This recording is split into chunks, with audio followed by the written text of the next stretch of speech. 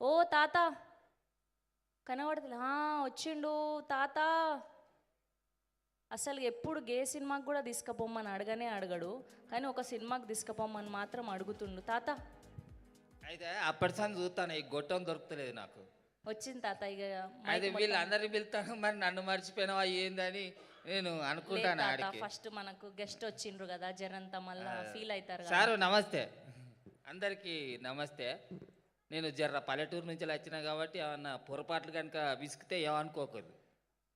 ఎందుకంటే ఇటువంటి ప్రోగ్రాంకి వచ్చడు కొత్త, నేను ఎప్పుడు రాలే.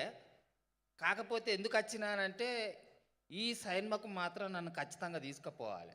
దేనికి తాత? గంత స్పెషల్ ఏముంది, చాలా సినిమాలు వస్తాయి కదా ప్రతి వారం. మా కోతలగూడెం పోరగాళ్ళు నటించిన వాళ్ళు శాబంతి, వాడు తిరుపతి గాడును ముత్యాలగాడు ఎవరనుకుంటాను, మా కోతలగూడెం పోరగాళ్ళేనే. అందుకే నాకు కోతులగూడెం పేరు లెక్కనే కోతులు తయారైనట్టున్నారు కదా. కానీ ఇన్ని కోతులను పెట్టుకొని ఈ సినిమా తీసి చూసినావా డైరెక్టర్, ఆయనకు మొక్కాలే. ఆయన గురించి ఇంకేమన్నా ముచ్చట్లుంటే మాట్లాడరాదు? కాదు తాత, ఇగో ప్రతి వారం సినిమాలు వస్తుంటాయి, పెద్ద స్టార్ల సినిమాలు వస్తాయి, పెద్ద డైరెక్టర్ సినిమాలు వస్తాయి, కానీ ఈ సినిమానే ఎందుకు తీసుకుపోమని ఊక సతాయిస్తున్నావేంది? ఇప్పుడు ఈ ముచ్చట నేను మంచిగా చెప్తాను. సినిమాలు అంటే కొన్ని సినిమాలు ఎట్లుంటాయంటే ఏదన్నా పాటో లేకుంటే ఏదన్నా ఫైటో తీస్తే పెద్ద పెద్ద బిల్డింగులు కడతా అంటారు. కానీ ఈ సినిమాలో మాత్రం పల్లెటూరు జీవాన్ని ఉట్టిపోయేటట్టు నాకు కళ్ళ ముంగట కనిపించింది. ఎక్కడ ఓ చెత్త చెదారం తీసేయకుండా ఉన్నది ఉన్నట్టుగా ఈ కూలిపోయిన గోడలు, సిలువ పట్టిన సైకిళ్ళు, గుడిసెలు, బర్రెలు, గొర్రెలు ఎట్లున్నాయి అట్లనే. అరే వాడు దుకాణంలో వాళ్ళ కాదు, ఇదంతా కాదు కానీ గా టైలర్ తిరుపతి గానికే ఇచ్చినావా నువ్వు చొక్కా గుట్టనికి? అందుకే కదా ఇప్పటి సంది ఇయ్యలే, ఇట్ట బనియన్ వేసుకొని వచ్చి మీటర్ నలిసిండు వాడు. వాంద గుడ్డ మంచిగా నలుతాడు, వేరేటోనికి అంగి కుడతాడు. వాడు తిరుపతి కానీ కథే అసంటిది.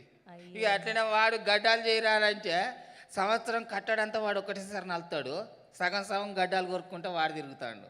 ఇక సినిమాలలో మంచి ఛాన్స్ వచ్చింది కదా, బిడ్డలు చల్లగా బతకాలి, ఉండాలి బిడ్డ, మీరు చల్లగా ఉండరు. సరే తాత, ఇంత చెప్పినావు కాబట్టి ఖచ్చితంగా సినిమాకి తీసుకుపోతాను నేను. ఖచ్చితంగా తీసుకుపోవాలి, లేకుంటే నీ దవడలు దగ్గర పడతాయి. మరి ఖచ్చితంగా తాత తీసుకుపోతా. గా రోజు నా బర్త్డే కూడా ఉంది తాత, పుట్టినరోజు. శుభాచంతలు ముందటి ముంజాలనే పుట్టినరోజు చెప్పురు మీరు కూడా. గట్లనే తాత. తీసుకురా నువ్వు చాక్లెట్లా నువ్వే కొనిపెట్టాలి తాత, నువ్వు కొనుక్కొస్తా. కానీ సారానికి ఒక్కటే తీసుకొస్తా, మళ్ళీ నన్ను పైసలు అడగకు, ఎందుకంటే ఈ సినిమాకు మాత్రం నువ్వు నన్ను ఖచ్చితంగా తీసుకపో. సరే తాత, నువ్వు ఎక్కువ మాట్లాడి అలసిపోయినావు, జర్రంతా నీళ్ళు తాగరాష్ట్రా. ఉక్కు ఏందనుకుంటాను, మంచి గట్టి పిండావు. పల్లెటూరు నుంచి వచ్చిన వాళ్ళు ఎవరైనా ఉన్నట్లే అంటే వసపిట్ట లెక్క వదులుతూనే ఉంటారు. మేమేమన్నా తప్పు కనుక అన్నట్లే అంటే ఏం తక్కువగా మాట్లాడలే తాత. నువ్వు ఇక నెక్స్ట్ ఈవెంట్ల నుంచి మంచిగా కమర్షియల్ అయిపోవచ్చు నువ్వు మంచిగా. ఇవాళ పైసలు ఇస్తేనే కాస్త బతుకుతాం కదా. సరే తాత, కూర్చోరాదే, నీళ్ళు తాగేస్తా.